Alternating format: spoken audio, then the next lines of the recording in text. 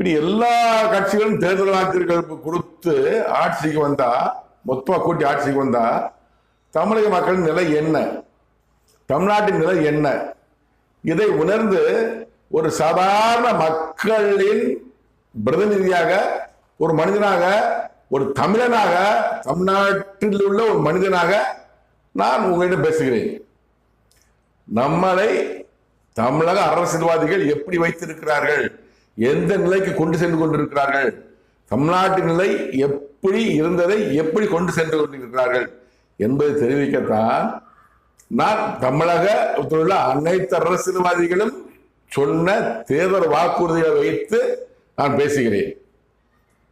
தமிழ் மக்களின் நலனுக்காக பேசுகிறேன், தமிழ்நாட்டு நலனுக்காக பேசுகிறேன். தமிழக மக்கள் யாரும் வேலைக்கு செல்ல வேண்டாம். இதுதான் தமிழ்நாட்டின் அரசியல்வாதிகள் தேர்தல் வாக்குறுதியின் மூலமாக